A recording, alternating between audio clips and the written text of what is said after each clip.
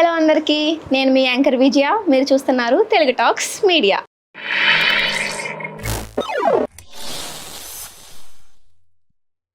So ఇవాళ మన ముందున్నది మన political analyst and producer Chittibabu గారు. హాయ్ సార్, బాగున్నారా?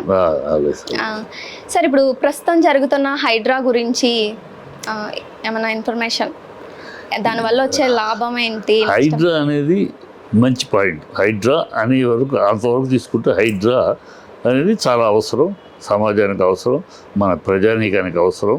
ఎందుకంటే మనం చూస్తున్నాం, చిన్న వాన వచ్చినా కూడా నగరం మునిగిపోతుంది. ఈ అన్నిటికీ కారణం చెరువులు, కాలువలు మూసేయటం వల్లే ఎక్కడెక్కడ వాటర్ స్టాగ్నేట్ అవుతుంది. ఇదివరకు గతంలో 20 ఏళ్ల క్రితం చూస్తే హైదరాబాద్ ఎలా ఉండేదంటే, మేము చూసేవాళ్ళు అసలు ఎక్కడ వాన వస్తే నీళ్ళు ఆగేవి కాదు. అలా ఎందుకంటే కొండ ప్రాంతం ఇది, ఎగుడు దిగుళ్ళు ఉంటాయి, ఎలా వెళ్ళిపోయి చెరువులు కలిసిపోతూ ఉండే, నీళ్ళు పాటుకు వెళ్ళిపోతూ ఉండే, ఎక్కడ స్టాగ్నేట్ వాటర్ అనేది ఉండేది కాదు. ఇవాళ ఎందుకు స్టాగ్నేట్ వాటర్ అవుతుంది? ఎక్కడెక్కడ కాలువలు మూసేసి, బిల్డింగులు,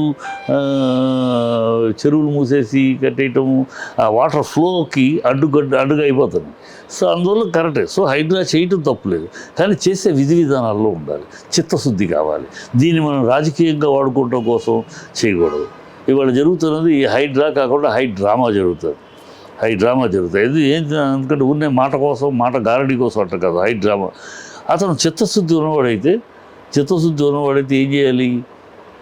ఉన్నవాళ్ళే ఫస్ట్, ఇప్పుడు ఓకే నాగార్జున బాగున్నాడు, అతను ఉందన్నారు, కొట్టేశారు. అతను కోర్టులో కేసు ఉన్నా కొట్టేశారు, ఓకే కొట్టేశారు ఇమ్మీడియట్గా. 2:30 రేపు కోర్టు నుంచి జడ్జిమెంట్ వస్తుంది, అనే లోపు ఏమవుతుంది ఎందుకైనా మంచిది 12:30 లోపు కొట్టేశారు, ఓకే. అతను ఉన్నాడు నాగార్జునకి, అది కొట్టేస్తే 5 కోట్లు 20-25 కోట్లు పోతే ఆయన ఊడింది ఏం లేదు, సరే అనుకోవచ్చు. ఇక్కడ మీరు ఆ సాకు పెట్టుకుని ఒక పగ తీర్చుకుంటున్నారు. ఈ ప్రభుత్వం పగ తీసుకుంటుంది పేదల మీద.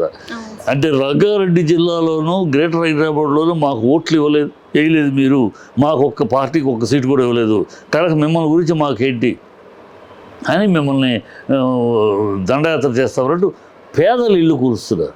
నువ్వు పేదల ఇల్లు కూర్చేటప్పుడు బుద్ధి జ్ఞానం ఉంటే, ఏ ప్రభుత్వానికైనా కడుపుకు అన్నం తినే ప్రభుత్వం అయితే పేదలది కూర్చేటప్పుడు వాళ్ళకి రీహాబిటేషన్ కల్పించి కూర్చు.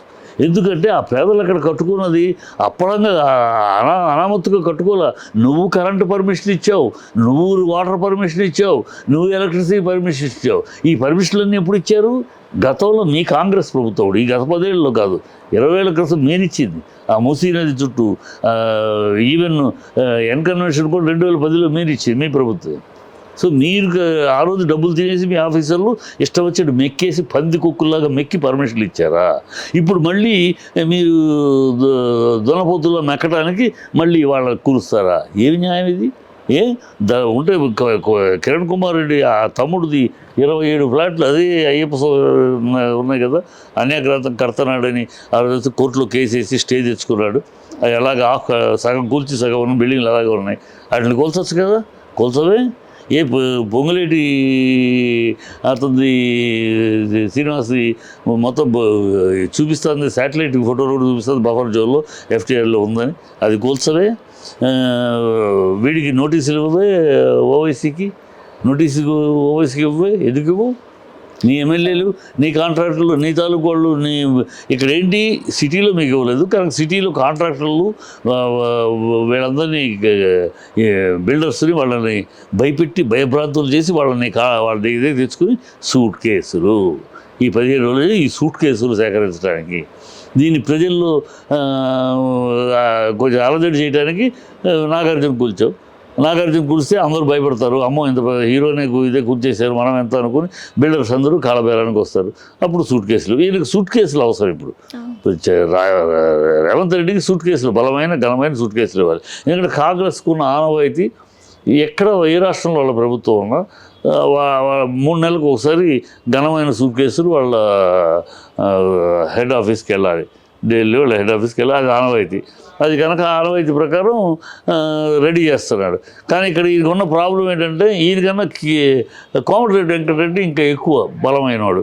కోమటిరెడ్డి ఆల్రెడీ మినిస్టర్గా చేసినాడు, ఇప్పుడు ఫస్ట్ టైం మినిస్టర్ కాదు, ఇండస్ట్రీస్ ఉన్నాయి, సో లింకులు ఉన్నాయి, బాగా బలమైన హెవీ సూట్ కేసులు ఆయన రెడీ చేస్తున్నాడు. ఆయన్ని తట్టుకోవాలంటే ఈయన అంతకన్నా బలం చేయాలి, లేకపోతే ఈయన దింపేసి ఆయన కూర్చోబెట్టేస్తారు కాంగ్రెస్. రెండో కృష్ణుడు రెడీ అవుతున్నారు, ఆయన సూట్కేసు రెడీ చేసుకున్నారు. అందుకని పోటీగా కోమటిరెడ్డి వెంకటరెడ్డి కన్నా బలమైన ఘనమైన మోయలేనంత బరువు ఉన్న సూట్ కేసులు రెడీ చేయాలి. అది అందుకని పోటీ పడుతున్నారు. అందుకని గతంలో కూడా ఈయనకి గుట్కాల మీద ఒకరోజు 2 రోజులు హడావిడి చేశాడు. అక్కడ నుంచి పెద్ద సూట్ కేసు వచ్చేసింది. ఇప్పుడు ఎక్కడ చూసినా అమ్ముతున్నారు, స్కూల్ దగ్గర అన్ని చోట్ల అమ్ముతున్నారు. ఇది వీళ్ళ కాంగ్రెస్ నీచమైన నికృష్టమైన రాజ్యాంగం ఇది.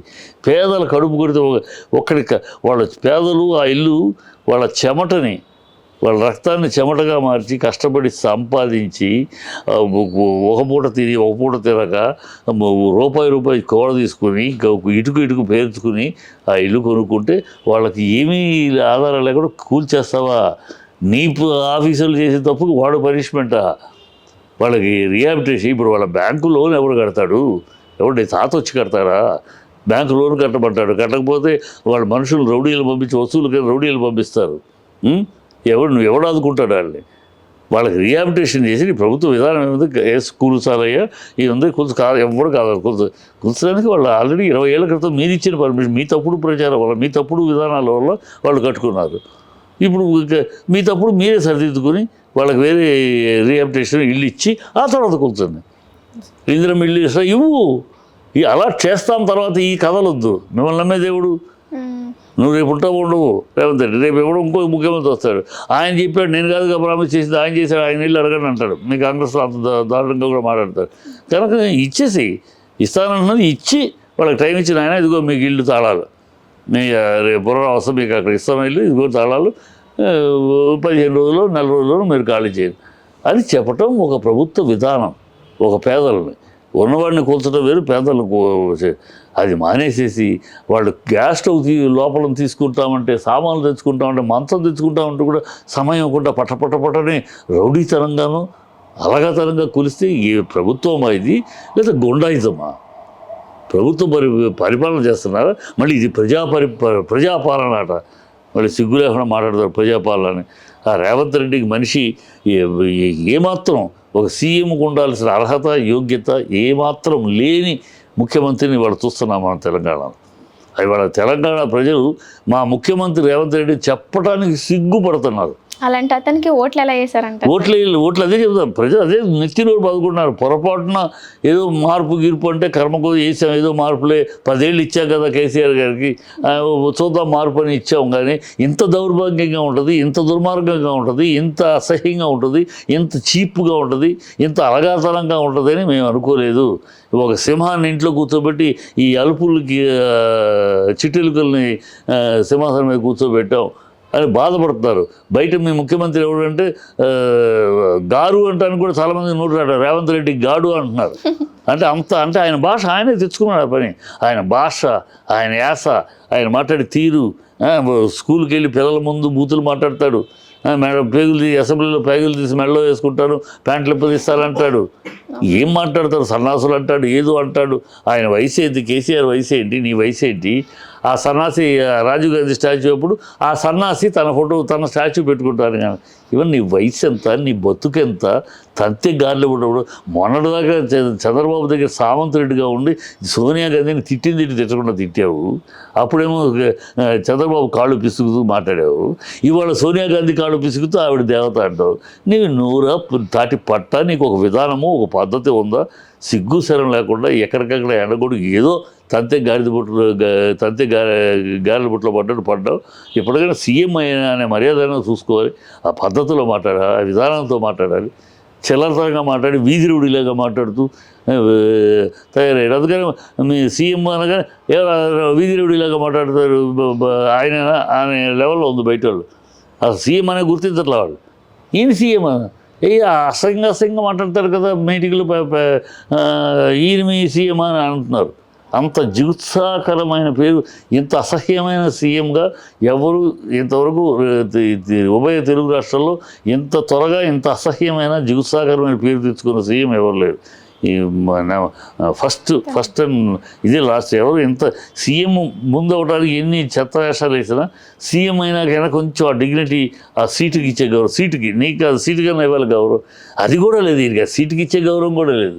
అంత ఇంకా ఆ కమిషన్ ఏజెంటు ఈ area real estates commission agent mediator ఆ భాష ఆ లాంగ్వేజ్ ఆ స్టైలే ఉంది తప్పితే ఒక సీఎంఓ నిండుతనం గౌరవంగా మాట్లాడాలి ఒక సభలో ఏ సభలో మనం ఎలా మాట్లాడాలి విదేశాలకు వెళ్ళి అక్కడ విదేశాల తెలుగు వాళ్ళ ముందు 20 అడుగుల గోతు పాతి పెడతాం ఏం బుద్ధి మనుషులకి ఒక పదవి వచ్చితే పదవిలో కూర్చోడానికి కూడా మర్యాద తెలియపోతే ఎట్లా గౌరవంగా మాట్లాడాలి అతను లేదు అతని సంస్కారమే అది అతని బేసిస్ సంస్కారమే వీధిరౌడి సంస్కారం రియల్ ఎస్టేట్ కదా ఆ సంస్కారం అందుకని అతను ఊరిపోయింది ఆ సంస్కారం ఓ మనిషిలాగా ఒక పద్ధతిలో మాట్లాడలేకపోతున్నాను